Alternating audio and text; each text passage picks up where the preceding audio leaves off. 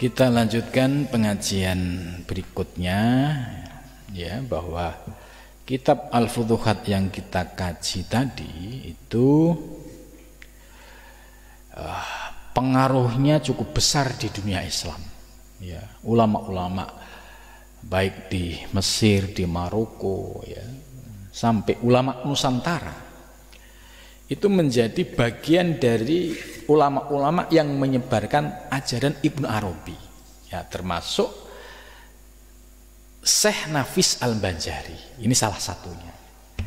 Selain Syekh Nafis juga banyak, mulai dari Syekh Hamyah Fansuri, Syekh Abdul Somad Al-Palembani, ada Syekh Samsuddin As-Sumatrani, ada Syekh Abdul Rauf As-Singkili, ada Syekh Muhyi Pamijahan, ada Syekh Burhanuddin Ulakan, ada Syekh Abdul Malik di Terengganu, ada Syekh Dawud Al-Fatani, ada Syekh, ya, juga di Mindanao, Filipina, ada Syekh Yusuf Al-Makassari di Makassar.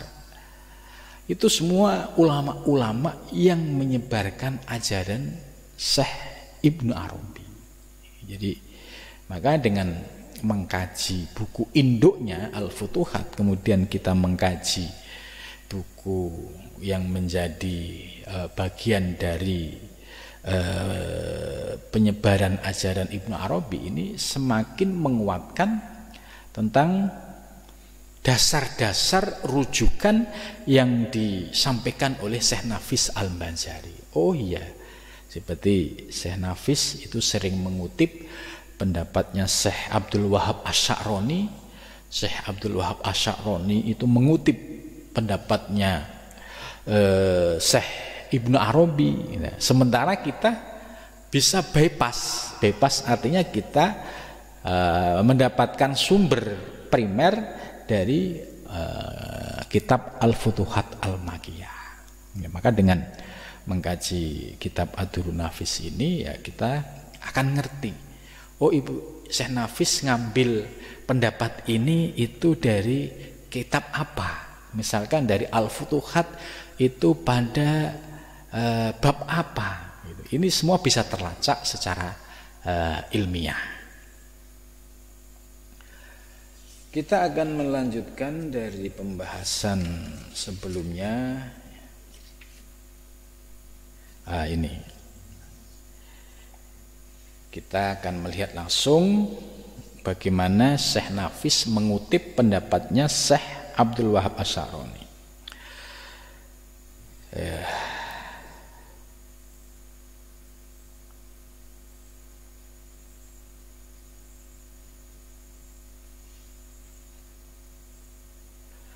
Dan lagi kata Syekh Abdul Wahab Asy'aroni, qadasawwah sirahu, telah aku dengar akan dia, yakni Sayyidi Ali Al-Khawas radhiyallahu anhu, ya, segala yang lainnya berkata, ya, wajib atas hamba itu bahwa mengetahui akan bahwasanya tiada memberi bekas sekali-sekali bagi makhluk pada memperbuat suatu daripada sekira-kira takwin, hanya saja baginya hukum jua di dalamnya fakot. Maka pahamkan olehmu, karena bahwasanya kebanyakan manusia tiada dapat membedakan antara hukum dan asar. Nah, ini salah satu bukti bahwa Syekh Abdul Wahab Asy'aroni ini menjadi rujukan Syekh Nafis Al-Banjari. Beliau menyatakan tadi, banyak sekali orang yang sulit untuk memahami bahwa makhluk itu tidak mampu memberi bekas apapun terhadap perbuatannya. Jadi makhluk itu tidak punya peran sekali dalam perbuatannya. Ini pandangan secara hakikat. Berarti yang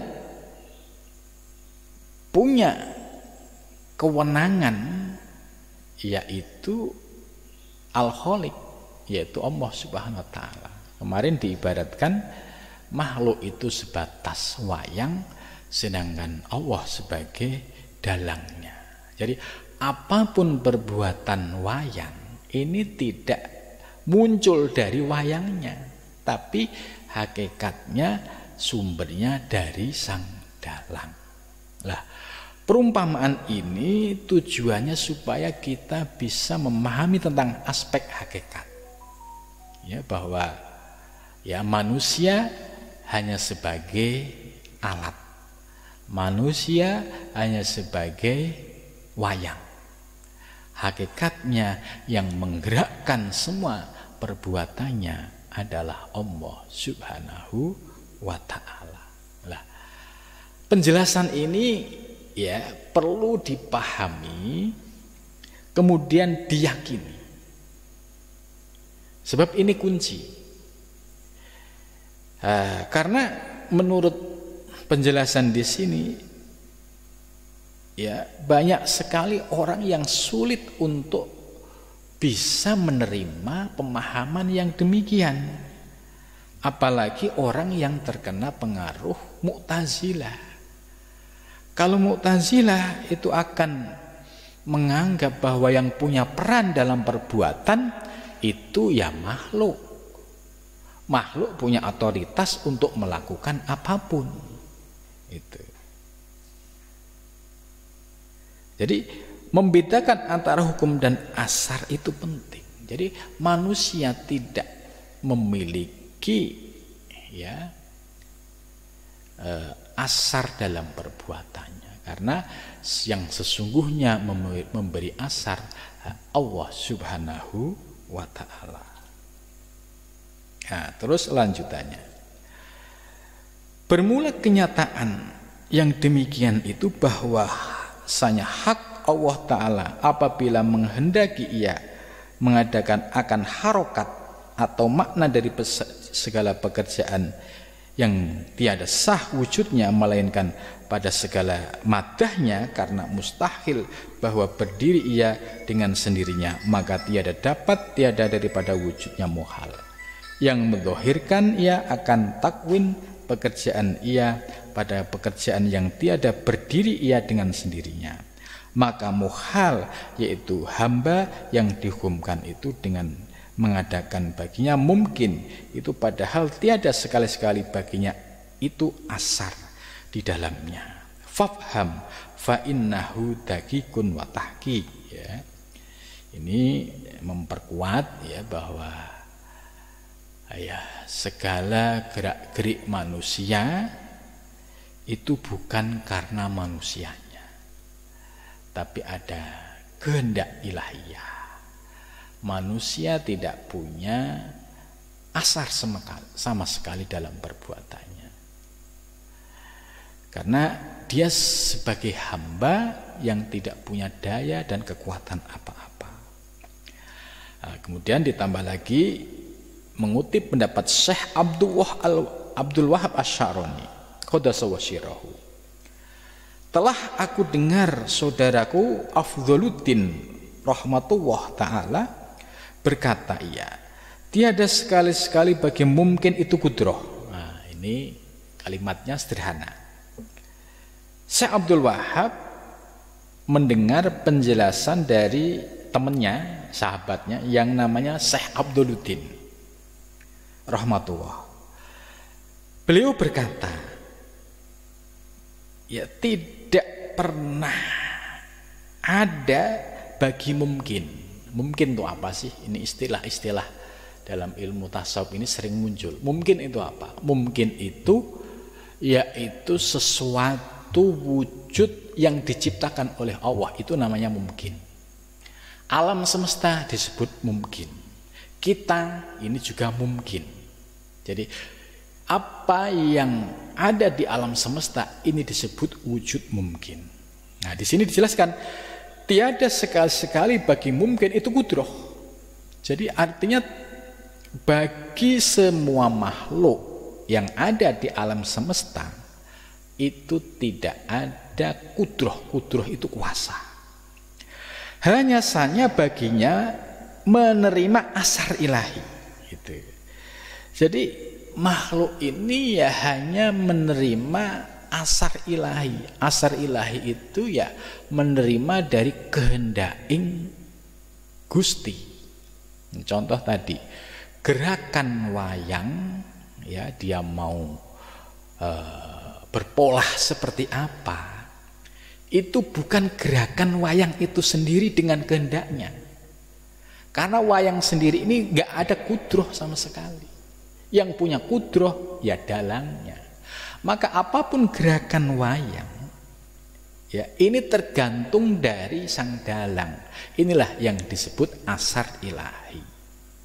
Jadi artinya perbuatan makhluk di alam semesta ini menjadi wujud nyata dari asar ilahi, yaitu pengaruh yang digerakkan oleh Allah Subhanahu wa ta'ala secara hakikatnya itu.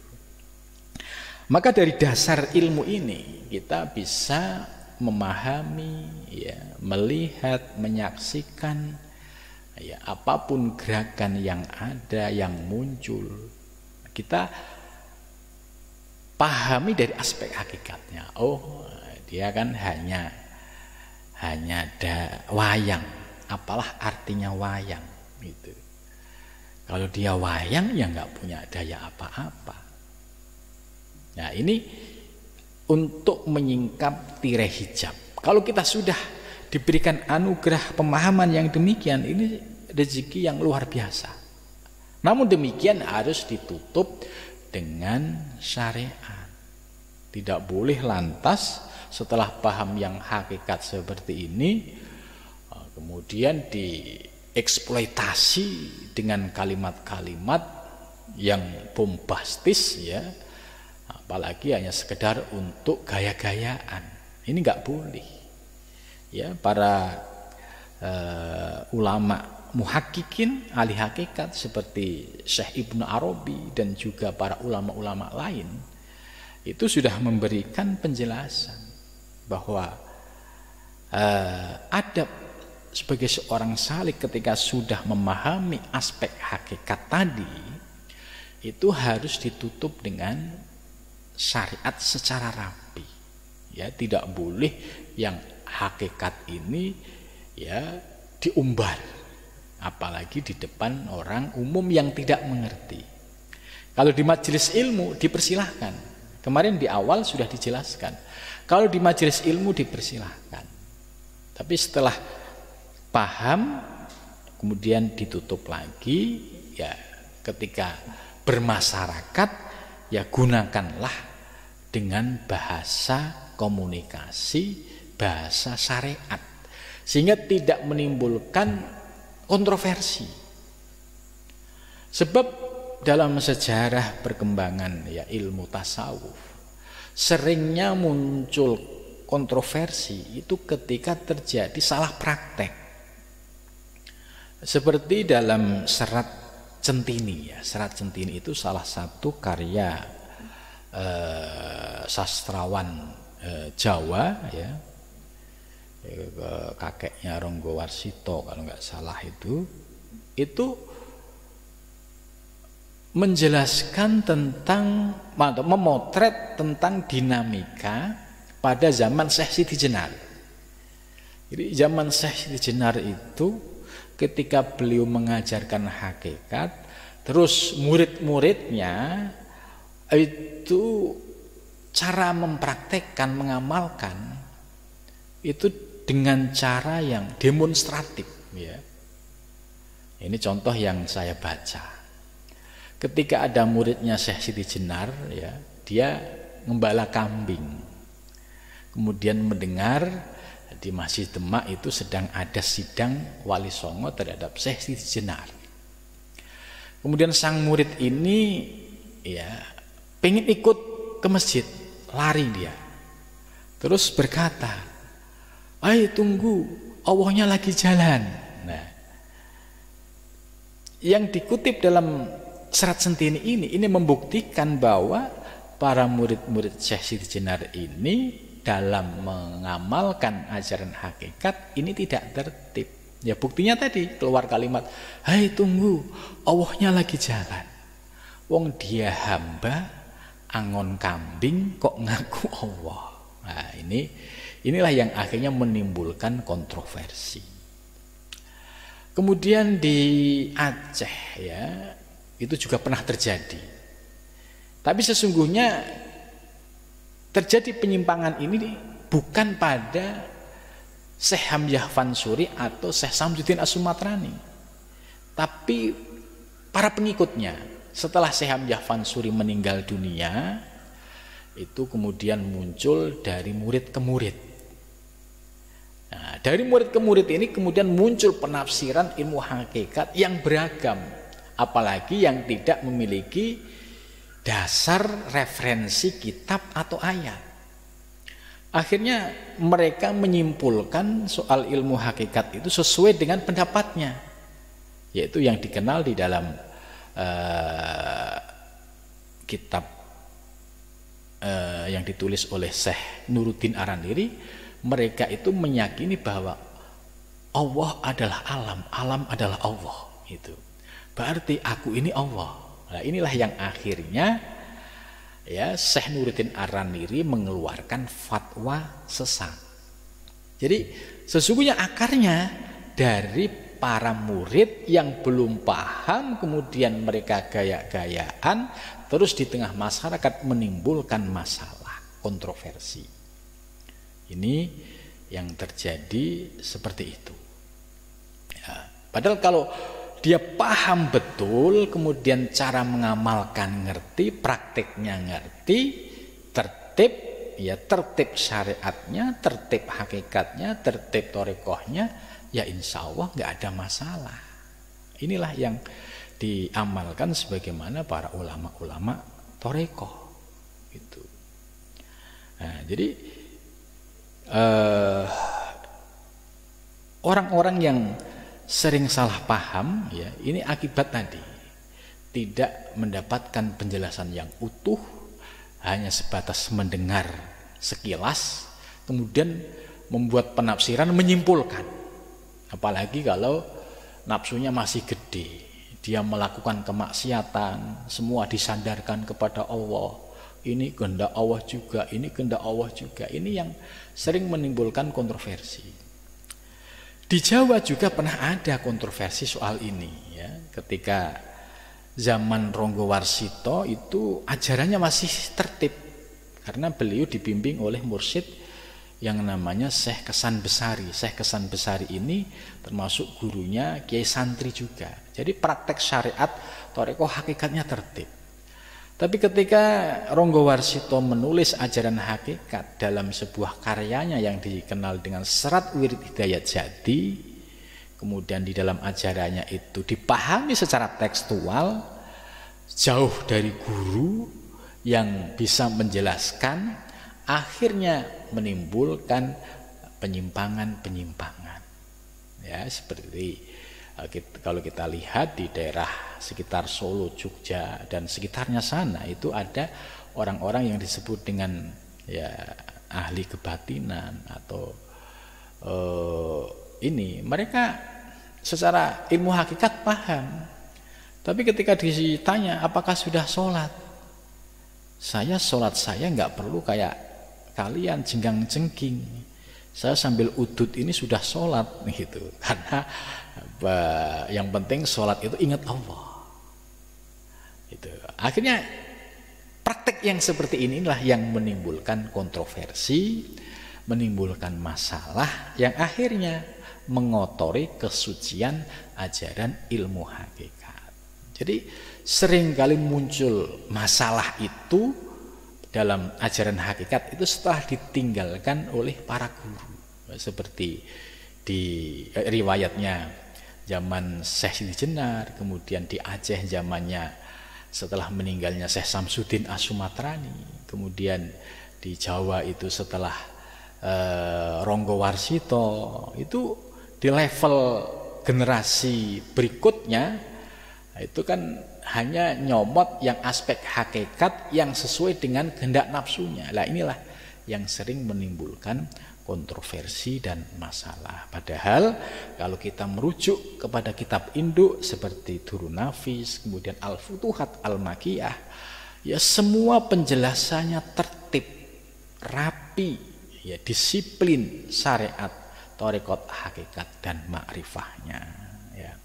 Nah, inilah yang perlu dijaga, ya, dengan tetap berpegang teguh kepada ajaran yang telah disampaikan oleh para ulama-ulama muhaqqiqin, karena ya hampir dipastikan kalau rujukan ilmunya itu sama, ya, seperti kayak Durrun Nafis itu merujuknya ke Al-Futuhat, itu pasti prakteknya di seluruh dunia sama, gitu, pasti gitu ya. Ini bisa dilihat, ya, beberapa kali saya menyaksikan, ya, contoh ini seperti kayak di Eropa, ya. Di Eropa itu muncul para pengkaji tasawuf Ibnu Arabi.